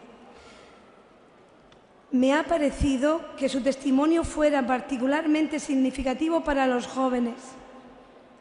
También hoy hay necesidad de santidad. Hay necesidad de ayudar a los jóvenes a encontrar una orientación, un objetivo, a superar inseguridades y soledad, sus enigmas frente a los fracasos, al dolor, a la muerte, a todas sus inquietudes. Es sorprendente este testimonio de fe, de fortaleza por parte de una joven de hoy, impresionada, empujaba a muchas personas a cambiar de vida. Tenemos prueba de ello casi a diario. Chiara Lubich, en marzo del 2000, se dirigió al movimiento de los focolares en el mundo en estos términos para referirse a Chiara Luce Badano. ¿Cuánta luz en nuestra Chiara Luce? Se lee en su rostro, en sus palabras, en sus cartas, en su vida toda dedicada a amar concretamente a muchos. Podemos beber de su vida. Es modelo y testigo para jóvenes y adultos. Supo transformar su pasión en un canto nupcial. El itinerario para la beatificación ha sido de 11 años. La fase diocesana del proceso para la causa de beatificación fue del 11 de junio de 1999 al 21 de agosto del 2000. Al Vaticano llega el proceso el 23 de agosto de 2000. El 3 de julio de 2008, la sierva de Dios, con el reconocimiento de las virtudes heroicas, es declarada venerable. El 19 de diciembre pasado de 2009 fue promulgado por la Congregación para la Causa de los Santos, tras autorización del Santo Padre, el decreto relativo al milagro atribuido a la intercesión de Chiara Badano. Se trata de la curación repentina de un niño de Trieste que sufría una grave forma de meningitis fulminante. Los médicos le dieron 48 horas de vida. Este milagro, conseguido por la intercesión de Chiara Luce, supuso el reconocimiento por parte de la Iglesia de que ella está ya en el cielo. Por eso se llama beata, es decir, bienaventurada. Si se produjera un segundo milagro, entonces se la podría canonizar y podría recibir culto como santa, aunque en realidad la Iglesia no hace a los santos, sino que se limita a reconocerlos y a proponerlos a todos como modelos. Quien hace santo a alguien es Dios.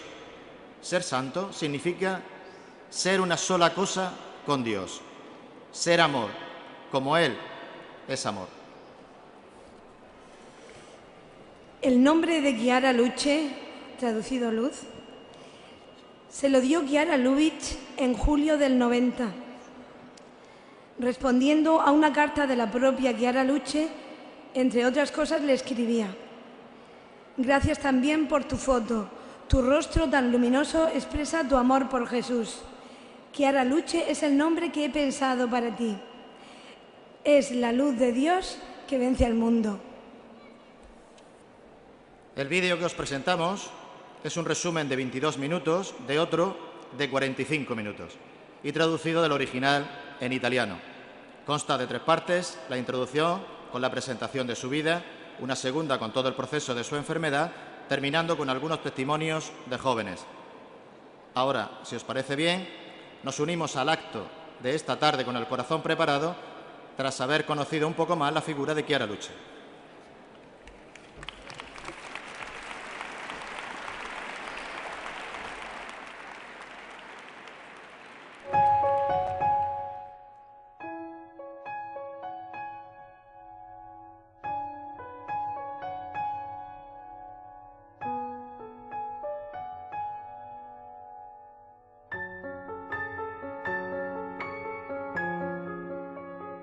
De verdad ya no podré correr, no caminaré nunca más, ya no podré hacer deporte. Y los amigos, el tenis, la montaña, el mar. Mamá, ¿es justo morir a los 17 años?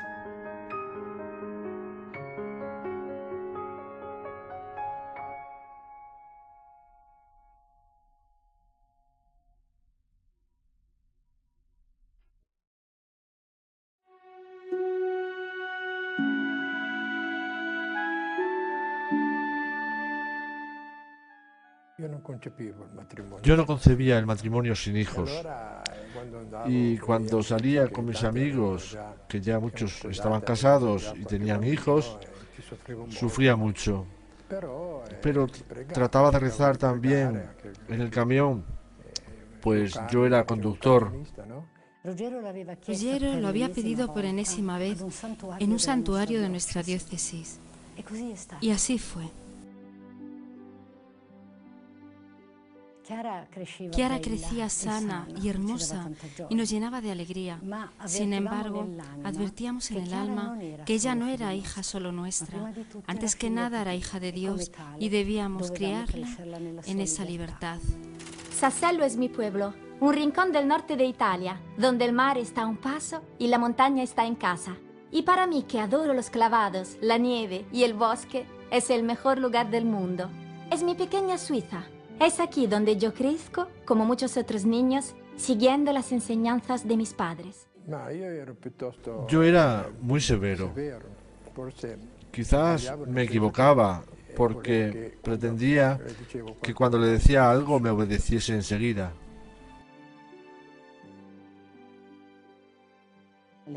Chiara estaba jugando en su dormitorio, así que abrí la puerta y dije: «Tienes muchos juguetes, Chiara. ¿Podrás regalar algunos a los niños pobres que no tienen?» Y ella dijo: «No, son míos».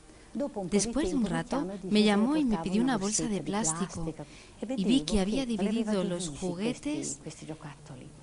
En la bolsa ponía los nuevos.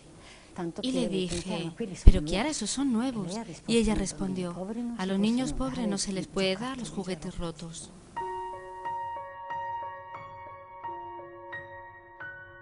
Fue con mamá que empecé a prestar atención a una voz. Es la de Jesús. Si la escuchas, harás siempre lo que Él te pide. Viví muchos días hermosos, pero si me preguntan cuál ha sido el día más especial de mi infancia, no tendría dudas. Lo recuerdo como si fuera ayer. Fue un día que realmente cambió mi vida y la de mis padres. Tenía 9 años. Fuimos a Roma al Family Fest, una gran fiesta de la familia. Yo estaba entusiasmada. Mi papá, sin embargo, tenía muy pocas ganas de ir. Yo no quería ir a Roma porque iba cada semana con el camión. Cuando llegamos al Paleur, entramos y recuerdo que después de un rato, Chiara me dijo: «Papá, tengo hambre», pero no habíamos llevado nada. Sin embargo, en ese instante, una señora nos dio un bocadillo y por otro lado, otra nos dio un zumo de naranja. Me impresionaron estas personas y este amor tan concreto. Éramos miles. Las gradas estaban llenas. Con binoculares logré enfocar la figura de una mujer llamada igual que yo, Chiara Lubich, fundadora del movimiento de los focolares.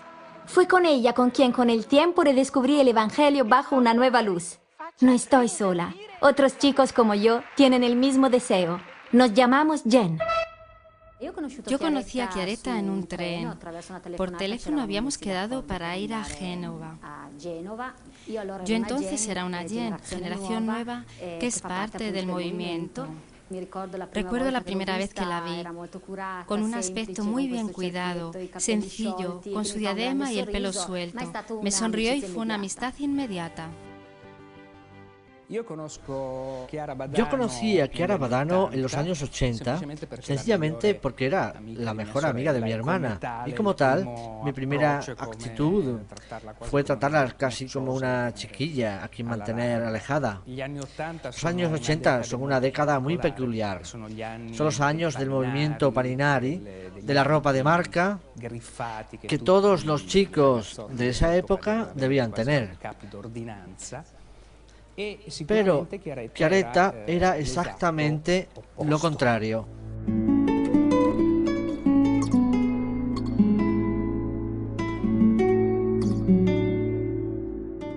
Una cosa me gustaría ser, una verdadera cristiana, auténtica, de aquellas que lo hacen en serio.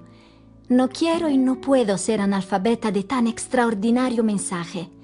Así como me es fácil aprender el alfabeto, asimismo debería vivir el Evangelio.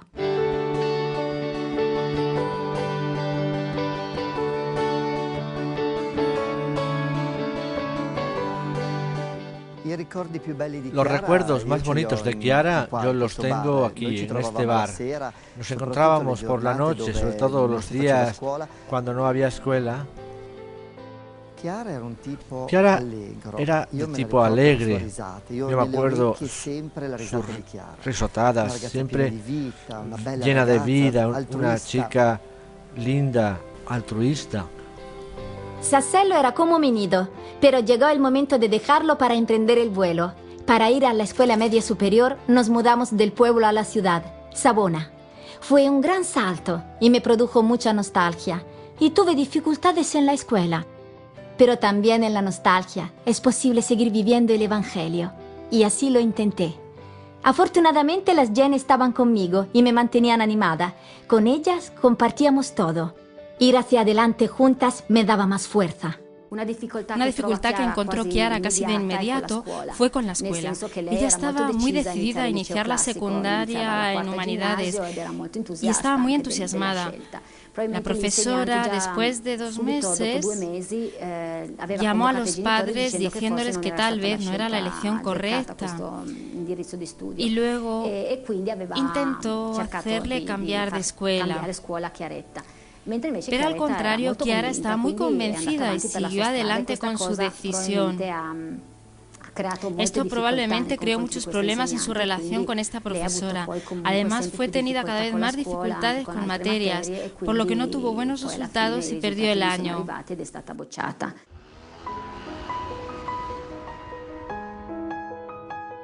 Repetir curso, un grandísimo dolor. Necesité tiempo para reponerme y aún hoy, cuando lo recuerdo, me dan ganas de llorar. Pero fue justo este fracaso lo que me hizo entender una cosa fundamental que había escuchado de Chiara Lubich años antes. No puede haber felicidad si no afrontamos el dolor como lo hizo Jesús en la cruz, que se sentía como abandonado por el Padre.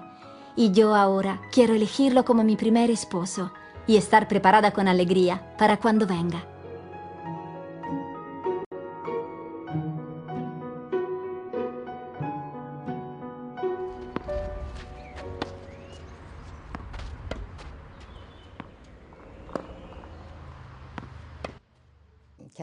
Chiara seguía con la escuela y de repente comenzó a sentir ese dolor en el hombro.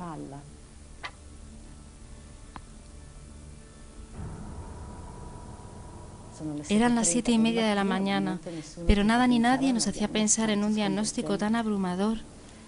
Y cuando el médico salió, preguntó: ¿ustedes son los padres? Sí, su hija tiene un tumor. Uno de los peores, un tumor óseo. Yo ahí sentí como un zumbido. No sé cómo explicar con palabras la angustia que sentí dentro de mí. Ruggiero y yo nos abrazamos muy fuerte y nos dijimos: solo él puede ayudarnos a decir nuestro sí. Y ahora estoy en Turín. Otra ciudad, aún más grande, todavía más lejos de Sassello. Estoy aquí para hacerme otros exámenes. Estamos un poco preocupados. El dolor se hizo persistente. Tengo que ser internada. Siento que es un momento importante en mi vida, así que voy a visitar a quien hasta la fecha no me ha dejado nunca sola. Me acompañan al santuario de la Consolata. Necesito confesarme y recibir a Jesús para prepararme bien para los próximos días.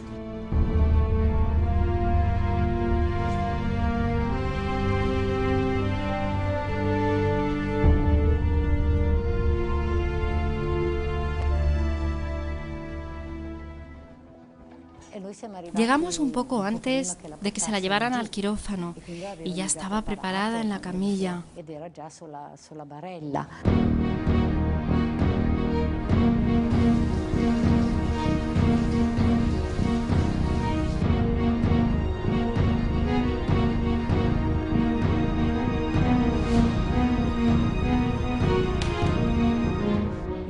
Me dijo: mamá, si no llegara a despertarme, cuando celebren mi misa, tienes que decirle al oyente que canten fuerte. Recuerdo que aquella mañana estábamos todos reunidos aquí en la iglesia para rezar por ella. Esperábamos con impaciencia los resultados de esta operación, que fue muy larga. Cuando el cirujano salió, estábamos todos alrededor de María Teresa y Ruggiero, y ese momento fue muy doloroso. Me acuerdo que María Teresa incluso se desmayó por el dolor. La mañana siguiente, cuando se despertó, escuché que dijo: ¿por qué, Jesús? Entonces me levanté enseguida, me acerqué a su cama y le dije, ¿necesitas algo? Y la escuché decir, si lo quieres tú, Jesús, lo quiero también yo. Si pudiera, volvería enseguida a mi pueblo, a Sassello, pero todavía no es el momento. En Turín nos espera una bienvenida especial. Una familia nos ha puesto a disposición su casa en la colina, aquí, en Rivigliasco, donde todos se están ocupando, para que no nos falte de nada. Necesitaban una casa cómoda para Chiara. Así que les dijimos, sí, no es gran cosa, pero lo que hay es vuestro. Y así que, como encontramos a Chiara y a sus padres, tenían una docilidad hacia lo que les estaba sucediendo que no es normal en todas las personas. No es que no sufrieran, pero lo aceptaban.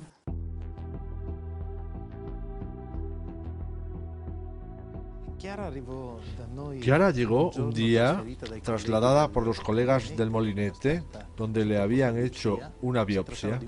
Se trataba de un tumor óseo de 4º grado, que es un tumor raro y particularmente típico de la edad de los jóvenes. Es muy grave en sí mismo, pero en su caso todavía más, debido a su ubicación, que era la columna vertebral. A esto se sumaban metástasis múltiples, de lo que resultaba un pronóstico extremadamente desfavorable y grave.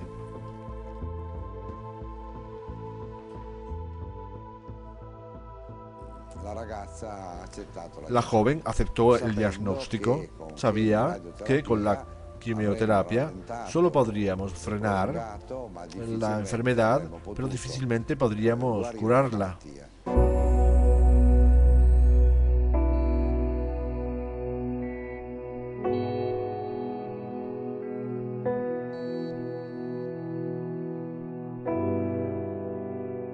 A este punto todo está claro.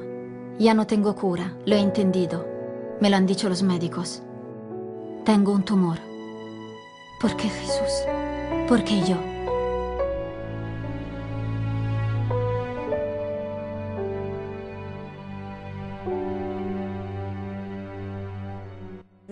Veía que caminaba muy lentamente.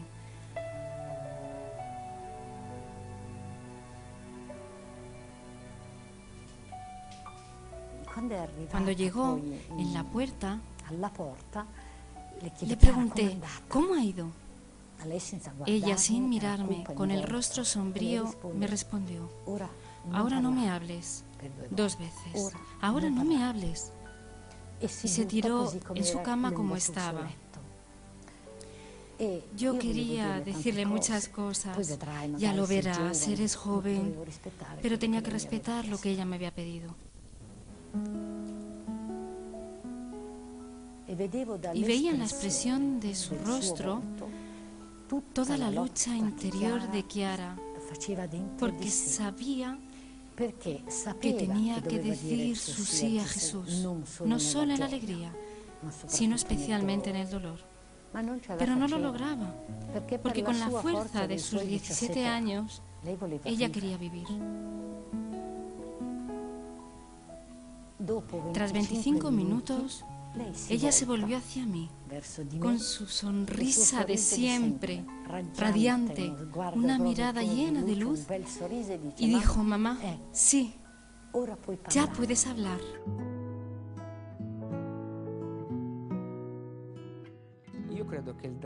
Yo creo que el drama más grande en la vida de Chiaretta han sido esos terribles 25 minutos en los cuales tomó definitivamente conciencia de su drama, en los que intentó y consiguió decir su sí.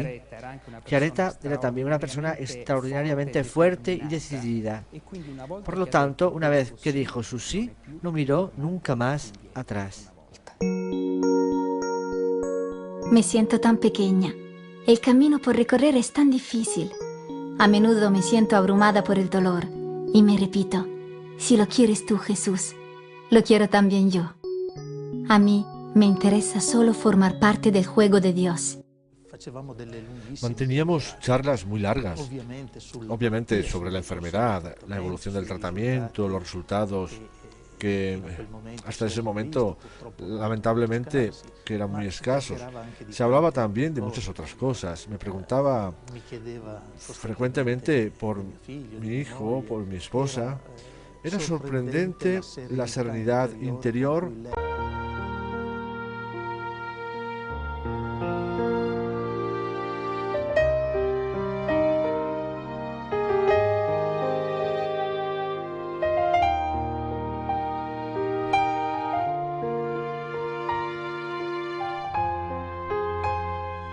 Ho capito che se noi fossimo sempre in questa disposizione d'animo, pronti a tutto, quanti segni Dio ci manderebbe.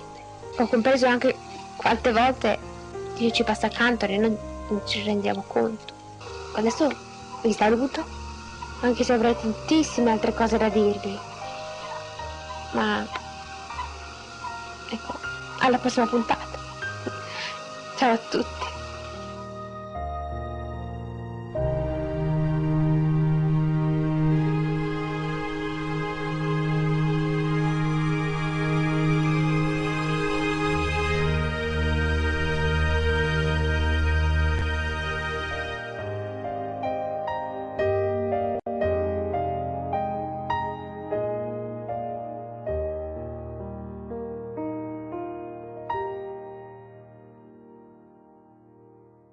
Splendevi proprio qui, tante ma non lo sai, ancora piccola tu sei,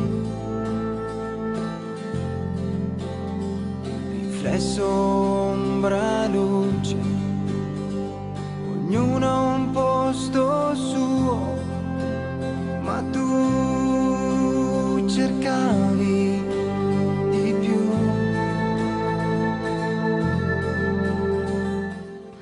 Chiara Luce me ha dejado un sentimiento de paz interior. Se ve que la paz interior que ella tenía logró darla a los demás. Deseo que mi relación con Chiara no sea un recuerdo encerrado en un cajón, porque no cabe. Porque es vida que continúa. Me impresionaron su carácter, su testarudez y el hecho de que no se rindiese nunca. Era una chica normal, como todas las demás, pero con algo diferente. Sabía amar a quien le estaba cerca, incluso al enemigo. Me gusta mucho y también yo quiero ser así. Ha sido una auténtica testigo del amor de Dios. Chiara Luce me dejó esperanza, fuerza, coraje. Me hace creer que se puede ir adelante, que se puede vivir de un modo diferente. Si ella vivió bien, también yo puedo probar a vivir así, manteniendo una profunda relación con Dios. Es como si su secreto estuviera en la sencillez de vivir cada momento para los que estaban a su alrededor. Aunque el cuerpo esté mal y no se pueda mover, el corazón siempre es capaz de amar. Ciertamente es un fuerte testimonio de que la santidad es posible también en nuestros días y entre los jóvenes de nuestra generación. Corri, corri.